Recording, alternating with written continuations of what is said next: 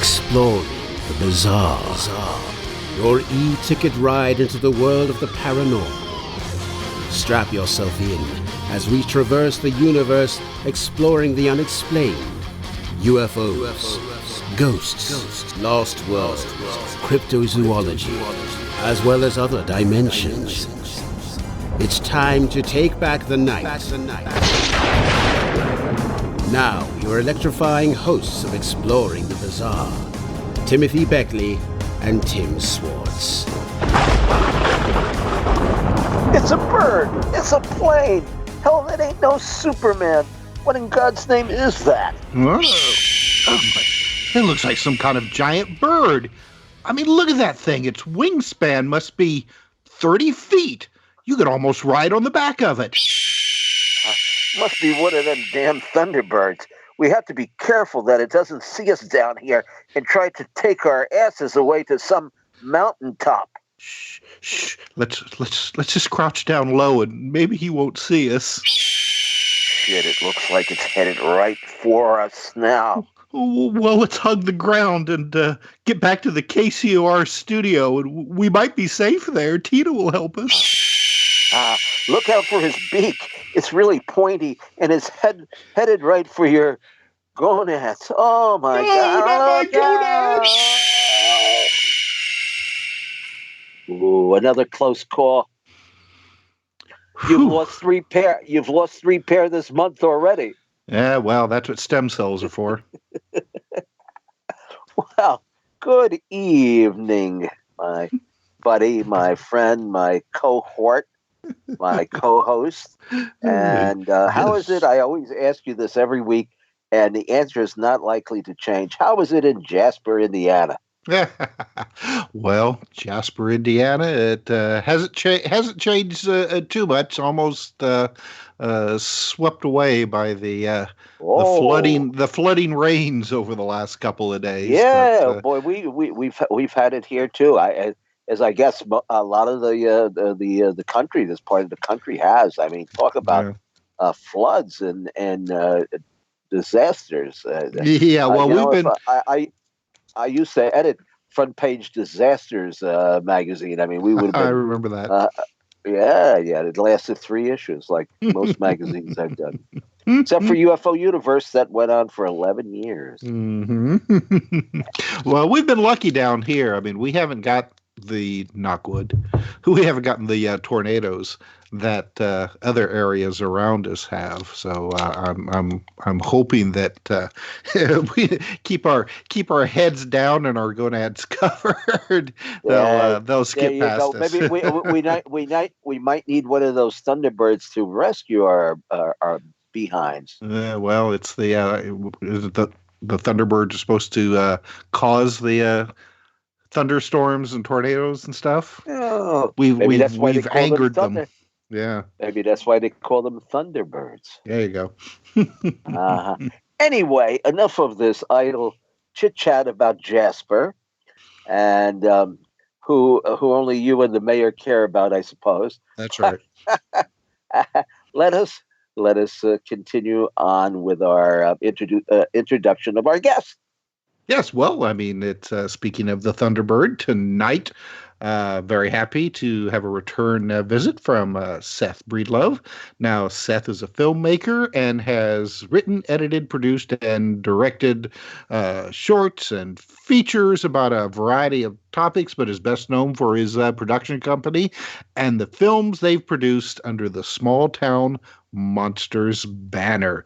Now, Seth has directed and edited such feature-length films as The Boggy Creek Monster, and his other documentaries include The Minerva Monster, which is very good, The Mothman of Point Pleasant, which is also excellent, The Invasion on Chestnut Ridge, love that one. And his new film, which we'll be talking about tonight, is Terror in the Skies, which, Tim, I know that you've had a chance to see it, so have I.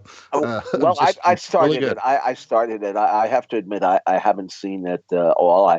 I will try to do that this evening. But I think I'm competent enough to get the gist of the subject. Well, in fact, we did a book recently. Kind of covered this as Weird Winged Wonders, and I'm sure Peter will flash that cover on the YouTube screen as we talk here. But Seth, for people who are not familiar with the topic, which might be some folks listening in, what is a Thunderbird? Great question. A Thunderbird, I guess, would just be sort of a general term for any large winged bird that might resemble known birds, but be substantially larger. And the term Thunderbird is typically ascribed to Native Americans and their beliefs relating to those giant winged, terrifying birds that like to carry away children in the night or in the day, in the middle of playing in their own front yards. And okay. Well, now we think of a giant winged. What comes to mind offhand would, of course, be these sightings of Mothman. I mean, that got a lot of play back in the late 60s, I think.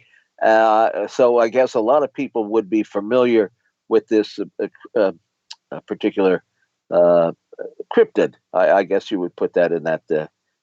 Well, I mean, category.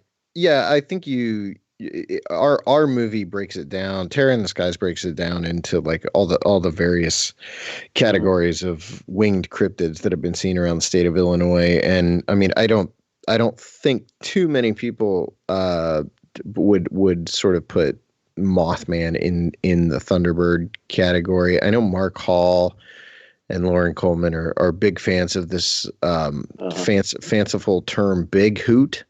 So Big they Hoot, tend to Big Hoot. So they like to put Mothman sort of in that category, which is massive. Like a hootenanny. Maybe we could have a hootenanny festival or something like that. Yeah. Sure, yeah. Well, they put it in that like giant owl category, but I mean, in the state of Illinois, there's Thunderbirds and there's flying humanoids and there's sort of prehistoric looking, I suppose, like pterodactyl or ropen type winged beasts, and then there's the Chicago Phantom or Chicago Mothman, which also crosses over into the humanoid category. And these are all sort of the various winged cryptids that have been seen around the Prairie State, and that's the film sort of covers the entire breadth of the winged weirdies, as Lauren Coleman likes to term it.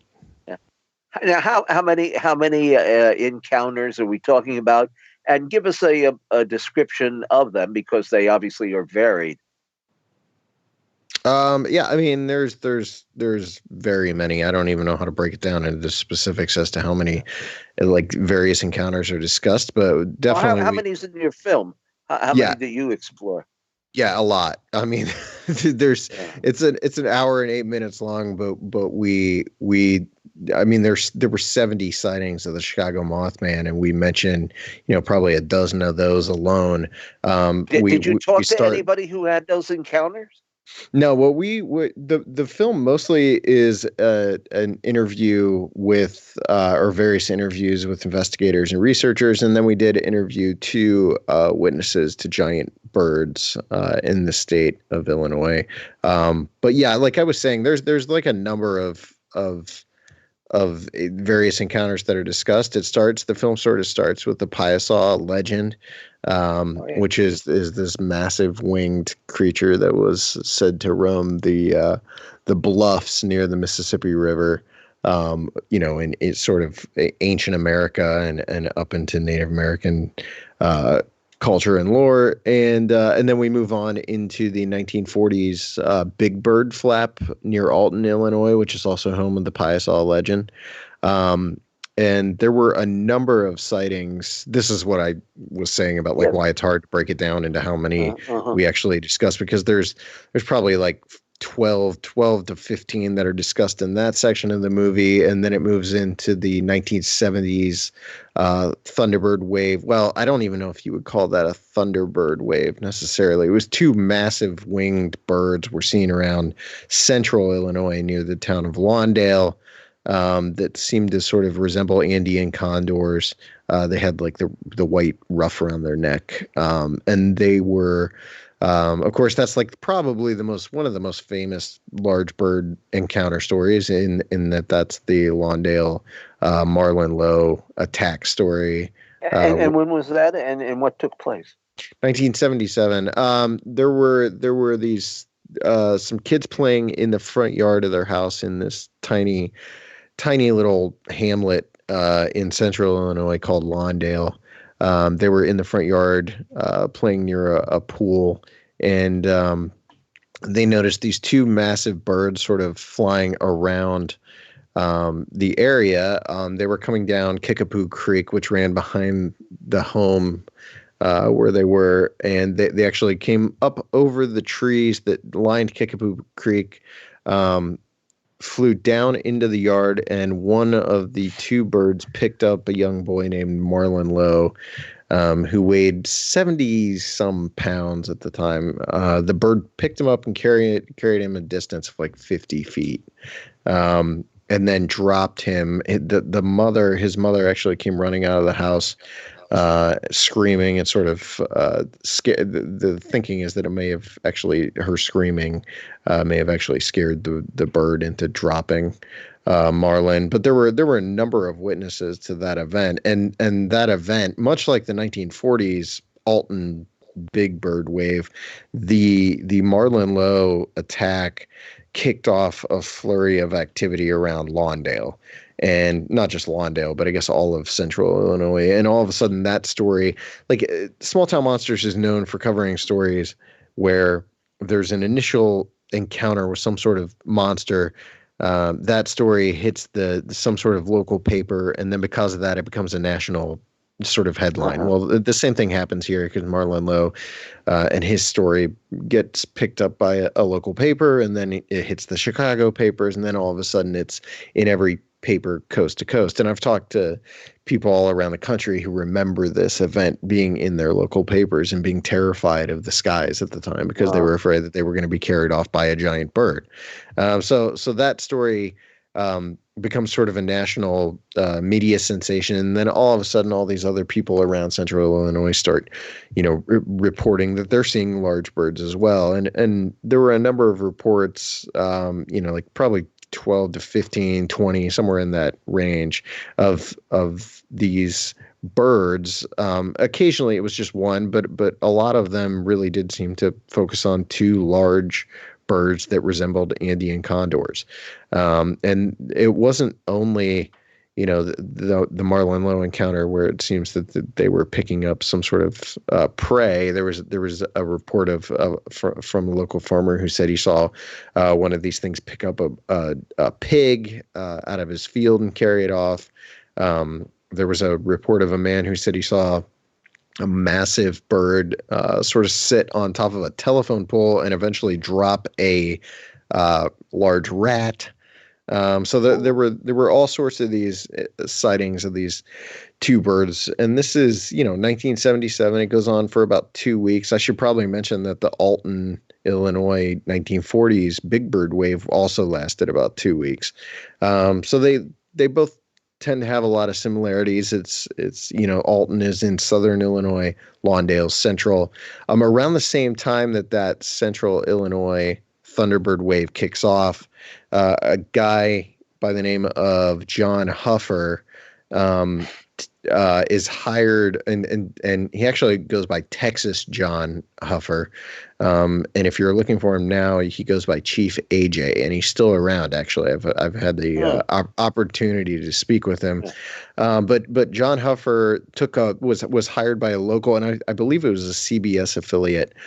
He was a cameraman. He took his 16 millimeter camera out in a boat and was out on this lake not too far from Lawndale, and shot footage of two very large birds sort of roosting in this tree that eventually they both take off into the air and they fly away. And whatever they are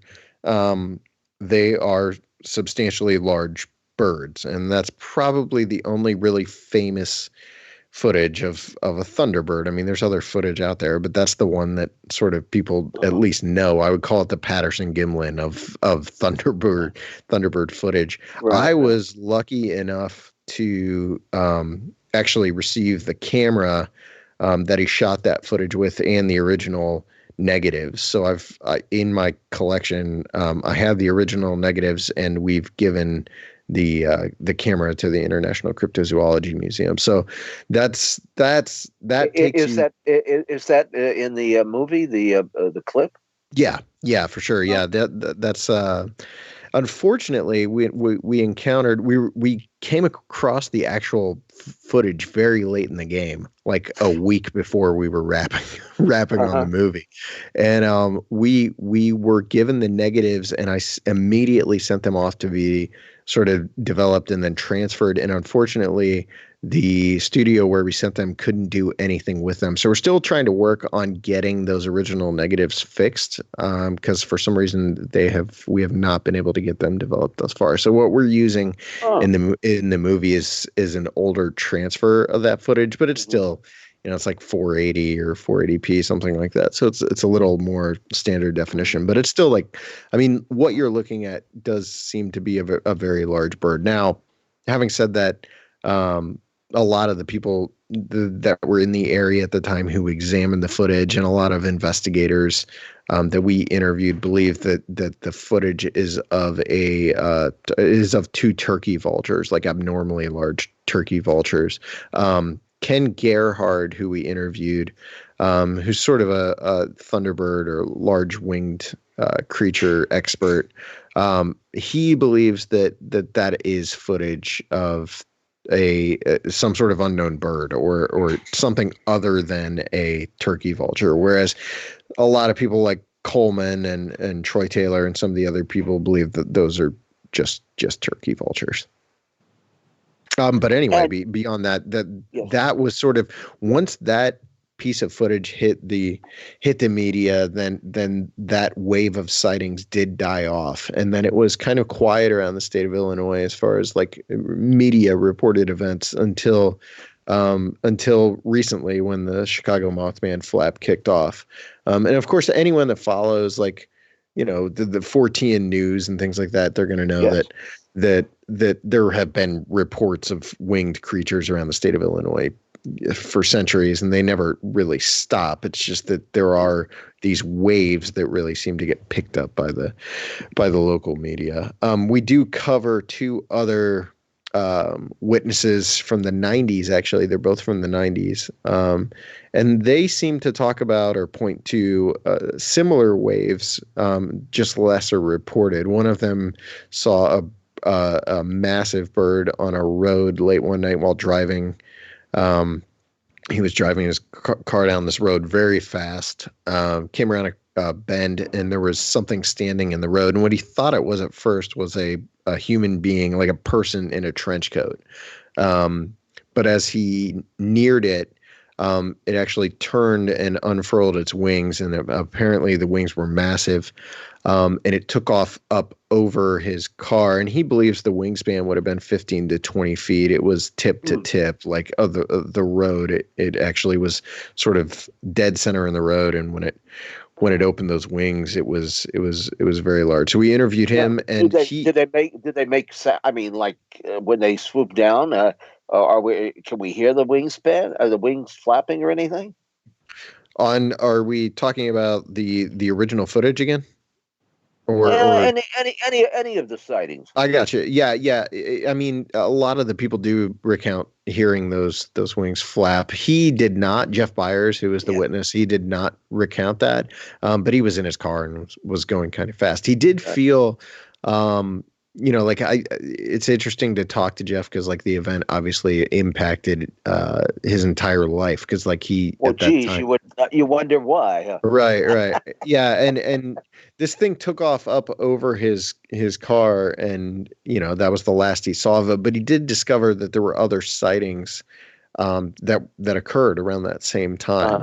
Right. And then we interviewed another witness from the 90s who his name was Kyle Danhausen, and he had a sighting while pheasant hunting with a friend. They saw two or not two. They saw one massive sort of prehistoric winged cryptid that almost resembled like a pterodactyl.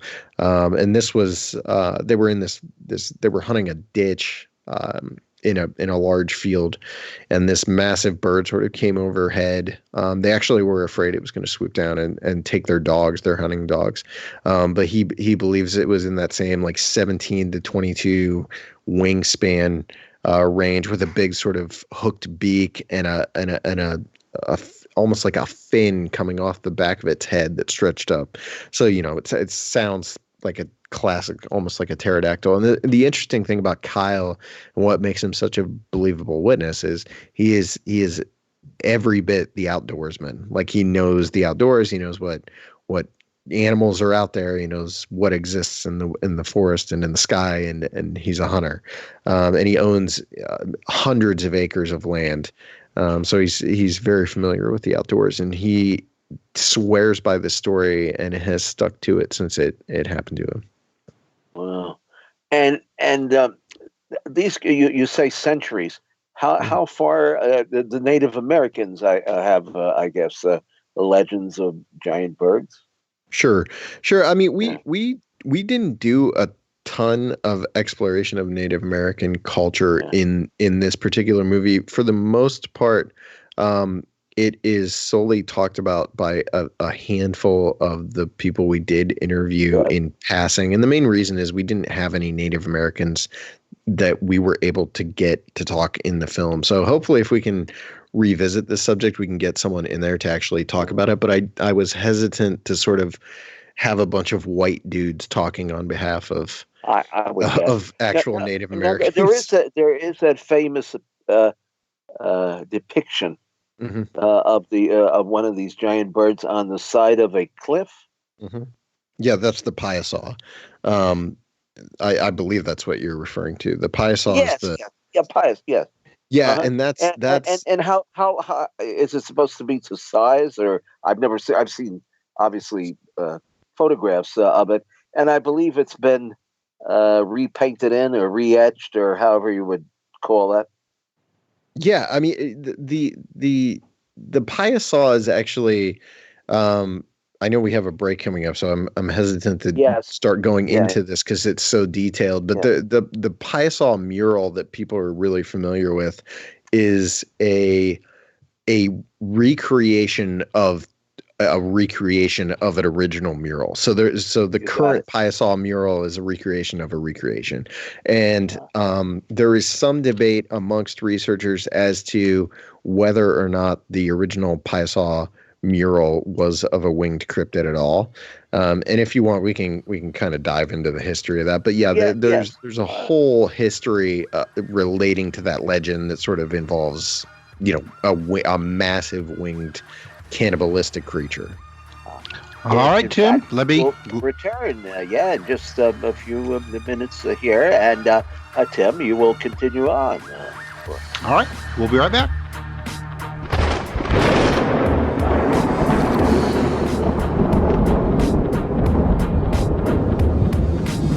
Now back to exploring the bizarre with two of the most electrifying researchers in the paranormal, your hosts, Timothy Beckley and Tim Swartz. All right, welcome back to Exploring the Bizarre. I'm Tim Swartz. Tonight we're talking with Seth Breedlove about his new film Terror in the Skies, and I'll have to admit, Seth, that I have lived in this general area, Illinois, Indiana, for the majority of my life, and as you said, I mean, there has been numerous reports of giant birds over the years, and it's the flap of 1977, 78 really seemed to stick out because of the press coverage. So what got you interested in producing a film on this subject? Yeah, I mean, and just really quick to piggyback on what you said at the beginning of that too, the press coverage was similar to what happened in the 40s. Mm-hmm. And I keep saying the 40s because I can't remember if it was 48 or like 47, but it was 46. But it was one of those 3 years when there was the Alton Big Bird flap, because that was covered nonstop by local papers, including St. Louis. But anyway, yeah, I think what drew my attention to this particular subject was just the believability of like giant birds in America, which is something I never thought I would say, because I sort of had always not scoffed at the idea, but I did not necessarily buy into the idea that giant birds could exist. At least not naturally, not like a natural giant bird, could be out there flying around. Obviously, if you get into like paranormal theories and things like that, then anything's possible. But yeah, when it came to sort of a cryptid, a cryptozoological phenomenon, I just didn't know if I bought into it. And then I talked to some people about their sightings, and the more I thought about it and the more we learned about the subject, especially through all the interviews we did. And I think what really opened my eyes to it was Ken Gerhardt's interview, which was one of, if not the first, I think it was the first that we actually shot for Terror in the Skies. And fittingly, it was shot on stage at the State Theater in Point Pleasant, West Virginia, actually. But Ken really opened my eyes to the idea that a giant bird doesn't necessarily have to be some sort of supernatural or paranormal thing. I mean, it could be an anomalous large known bird. There's obviously instances where large people are born abnormally large people, and abnormally large sharks, and like all sorts of stuff. So why not a large bird? So I thought that was really interesting, and it was just the idea of exploring that sort of classic Midwest state of Illinois too. And it's funny because I've been through Illinois and throughout my entire life, but I had never really noticed or thought about the way the terrain changes so drastically in the state of Illinois. And you've got that, you've got that the southern part of Illinois, which is basically like you're in the South. I mean, you've got very large hills and valleys, and there's the river valley and all that kind of stuff. And then you've got the central Illinois, which is the most flat, desolate sort of, not desolate necessarily, but the most flat, prairie look, classic kind of Midwest you can find. And then you've got northern Illinois, which is sort of a combination of both. You've got the very rugged, wooded areas, and then you get the flat sort of central look as well. And then you've got these three very large cities in northern Illinois and one of them alone makes up a massive section of that part of the state. So exploring the terrain of the state was really exciting to me. And that's actually, the movie's broken up into three chunks, three sections. It starts in southern Illinois, and then it takes you to central Illinois, and it ends in northern Illinois. And we explore all the different sightings, of various birds or winged cryptids from each section of the state. So it was just, I think more than anything, it was just getting to explore a subject that we haven't really gotten into in any of our other films. We did have, in Invasion on Chestnut Ridge, there was a Thunderbird sort of, well, it was more of a pterodactyl, but a Thunderbird sort of attack or sighting that happened near Chestnut Ridge, Pennsylvania, which, I mean, you could throw a net and find any number of various phenomena that have been seen on the Chestnut Ridge. So it's not surprising that we breached that subject when we were making that movie. But yeah, it was that. And then also working with Troy Taylor and Lauren Coleman. Coleman, I had worked with just a few months prior on the trail of Bigfoot. And he's an Illinois native, so it made sense to let the story be Coleman and Taylor's, because Troy also grew up there, and Troy's a really cool, a great interview, and someone whose work I was not very familiar with. And Troy was not supposed to be sort of a central character in the film. Originally, I'd contacted him simply about being another talking head, sort of, someone to sort of fill out the history of Thunderbirds and winged cryptids in Illinois. And then we got into his interview, and I quickly realized, like, this guy has a little bit about everything from the state. Like, he was amazing at all aspects of this particular subject. So the two central characters are Troy Taylor and Lauren Coleman, and then we bring in Tobias Wayland in the final chapter to sort of help fill out the Chicago Mothman subject. Well, that was a long-winded answer. Really oh no, that's all right. We like those kind of answers. Well, the interesting thing to me about the whole big bird phenomena is that a lot of the skeptics always tend to say, oh, well, these people don't know what they're talking about. They've just seen, turkey vultures. They don't know, or an owl or something like that. But as you pointed out earlier, some of these people who've seen these things are very familiar with the environment. They know the wildlife. They know the difference between a turkey vulture or a great horned owl or something like that. So, I mean, they wouldn't go and make a report that they have seen something unusual unless they actually have. Mm-hmm. Yeah, I think that's one of the most telling aspects of the film are the two men that sort of directly talk about their own sightings of giant birds. I don't think either of these guys is a yahoo who doesn't know what they're looking at when they see it. And the weirdest thing about Jeff Byers' encounter is it happened at night.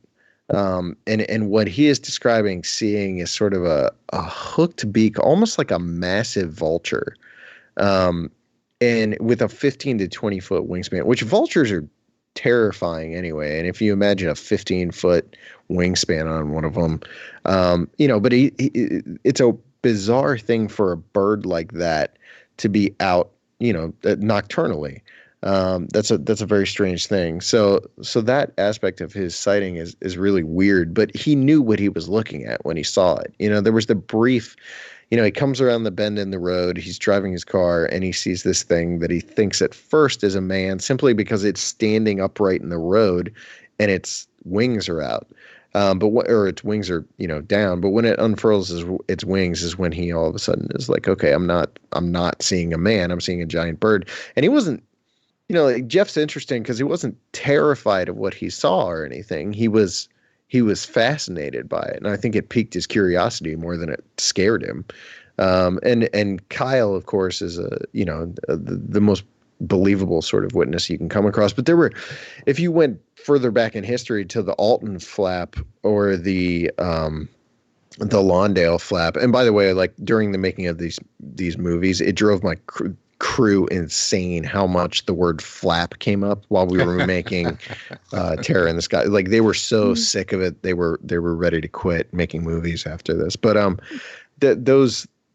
lot of those sightings were by very believable witness, especially the 40s witnesses. There were the mayor of the town took it so seriously that he was offering a bounty. The Civil Air Patrol in Alton started doing searches for the big bird. And one of the first sightings of Alton's big bird was by an Air Force colonel. So there were a number of really believable witnesses during the 70s and the 40s, and then it continues up to the present day. Now, when you get into the Mothman in Chicago story, it's up in the air because a lot of the witnesses are anonymous, and there's a few that have come forward that we know their names, but for the most part, a lot of those people have remained anonymous, which might just be a case of it's it's a time when social media can make your life a living hell. So if you come forward claiming you've seen a giant, winged humanoid in the city of Chicago, it might just backfire on you terribly. Well, now let's talk about the Chicago area sightings. Now, the earlier cases that we were referring to tend to be more like a giant bird. I mean, it looks like a bird. It seems to have feathers and wings. And when people see it, they say a lot of them report that it looks like say like a condor, even though even bigger than an actual condor. Which, by the way, condors are not indigenous to the Midwest. Right. So now you have the Chicago area sightings, but this is a winged cryptid for the most part of a different kind. Yeah, and I mean, again, like there's a number of different types of cryptids that have been seen, winged cryptids, especially in the state of Illinois. But the humanoid and the Mothman type are hot right now. That's the big subject in the news. So everyone is talking about the Chicago Mothman. But the fact is that the Mothman, like the Chicago, which is actually it's sometimes called the Chicago Phantom, sometimes called the Chicago Mothman. The descriptions don't always line up, which actually does draw similarities to Point Pleasant's Mothman, because the descriptions of Point Pleasant's Mothman didn't always line up either. But what people are seeing in Chicago seems to be some sort of large, human-like shape. Red eyes have been recounted, that seems to be flying around over a city that, with a massive population of thousands and thousands of people, hundreds of thousands of people. And it does not necessarily sound similar to those reports from the 70s of condors and things like that. But we talked to people who do believe that maybe, I think Allison Jornlin was one of the people we interviewed. Allison believes, maybe there were some initial sightings of like something like a Thunderbird or just a large known bird that was misidentified, and it kicked off a flurry of activity, regardless of like drawing a parallel line from Alton, the 1940s Alton flap, to the 1970s Lawndale flap, to the present day flap that's happening in Chicago. It's difficult to see many similarities between the winged bird cases and the winged humanoid case of today, except for the fact that they all sort of have this mushroom cloud expansion that happens as soon as the story hits the major media. And, it's something that draws a parallel line between all three of these cases. There's a couple cases that are reported, sightings that are reported to someone. Those are reported by someone else. And as soon as those sighting reports hit any sort of media, it explodes. And then you've got numerous other reports coming in, and it becomes very difficult to sort of separate the wheat from the chaff. Mm-hmm. Well, I mean, there's always the possibility also that, people have these sightings and there's like, there's no way in hell I'm going to tell anybody about that because I'll think I'm crazy. Then they read or, hear that somebody else has had it and go, okay, well, I guess I'm not so crazy after all, so I'll go ahead and talk about it. Mm-hmm. Yeah, and I mean, that's a big part of it. There's also the part that people want to piggyback on a small amount of fame or insert themselves into the story, into the ongoing narrative, and that's where things get dicey, especially when a story becomes as popular as the Chicago Mothman story did. I don't know that it's still enjoying that same brief burst of popularity it had. But there was definitely a short period of time where that was all over media. Which you would think, I mean, considering all the other different things that you could piggyback off of to get that 15 minutes of fame. It's like, why would you pick something like that? Yeah, well, I'm the type of person who says I typically don't believe that witnesses do that. That most witnesses are simply trying to attract some small amount of fame. When it comes to a story that becomes this much of a media sensation, you do have to sort of weigh those odds that maybe someone is just trying to get their name out there. But the Chicago thing's frustrating in a way because so few witnesses' names are even known. I mean, a lot of it is very anonymous. So that's a little frustrating. All right. Well, we only have really just a short period of time left in the program, but I wanted to talk a little bit about the film, if you're able to, that you've currently been working on, because I've been following you on Instagram and your shooting schedule over in Missouri. So now, are you continuing production with that, or have you wrapped up at this point? Momo the Missouri Monster is actually, it's a movie you guys are gonna love, because it is a full scale homage to 1970s grindhouse and drive-in features. Love it. Yeah, it is mostly wrapped. I say mostly because definitely the documentary portion of the movie is done. The narrative portion's about 95% complete. I have to get some exteriors of a car driving down a road. I've got to get one final scene shot and one little piece of a montage scene done. But once all of that is completed, the entire filming is wrapped, and I'm probably 70% done with a rough cut of the narrative film already.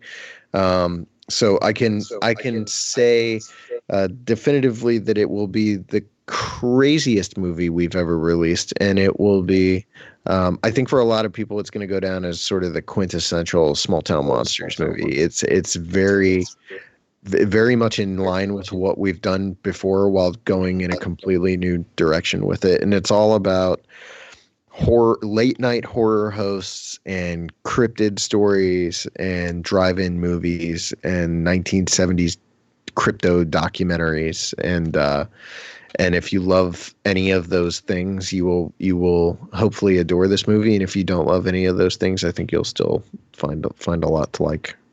I love those movies, because I mean, I was just right at that age when I was able to drive and go to drive-ins and watch those wonderful films when you were watching them. or Times Square, where you can see such films as I Spit on Your Grave. Yeah. This is that. This is all about all those movies. Cannibalistic Holocaust, or my own movie Driller, actually. But yeah, that was 2 movies were $1.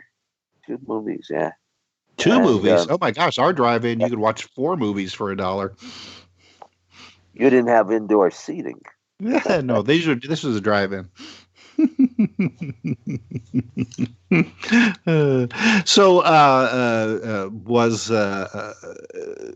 Were there any difficulties? I mean, I know the area quite well where you were shooting. I mean, the biggest difficulty for us was the flooding that was going on around that part of the state. It definitely created some travel issues, but I mean, for the most part, the town was very welcoming. We did not broadcast why we were there, because Louisiana has definitely not embraced Momo as a local legend or a local story. It's sort of the opposite of a place like Point Pleasant or even Alton, because they just want nothing to do with the Momo legend. And so, we're making a movie that is sort of referencing that fact. Like a lot of the interviews we shot are with locals who flat out say we don't think there's any reason for this town to sort of retell that story or embrace that story. But we were able to get interviews with relatives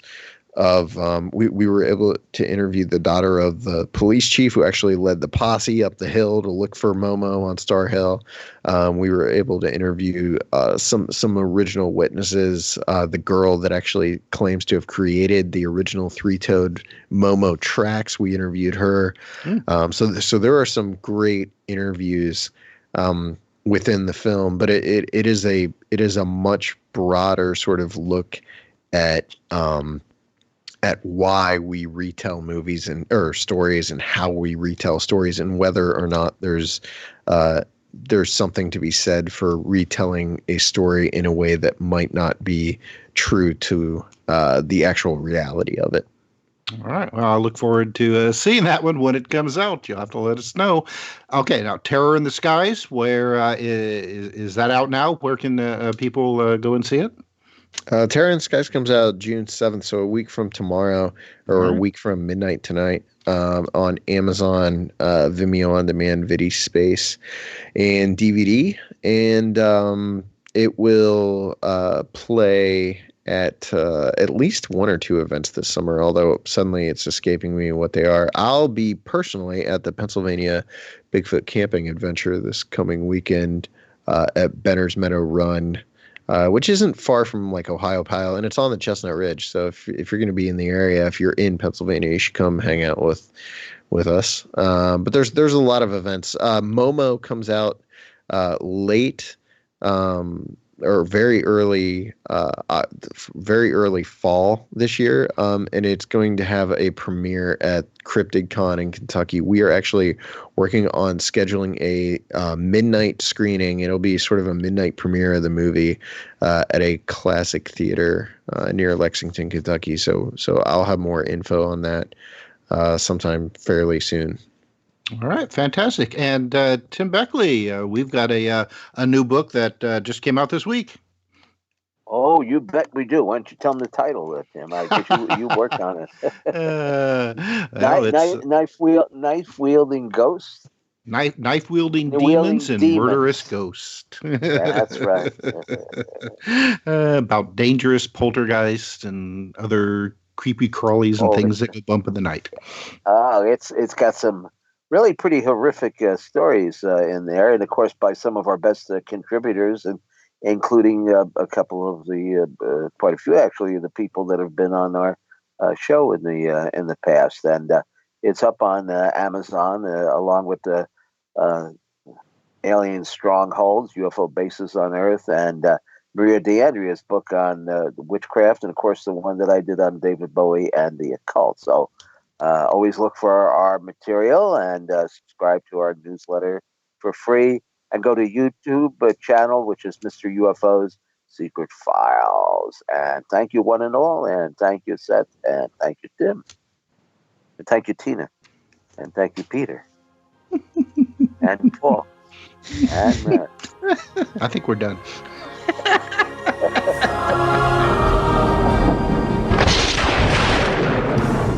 You've been listening to Exploring the Bizarre with hosts Timothy Beckley and Tim Swartz. They're taking back the night by jetting non-stop across the cosmos in search of the truly bizarre and totally unexplained, with you as their co-pilot. Thursday nights at 7 p.m. Pacific, 10 p.m. Eastern, on the KCOR Digital Radio Network.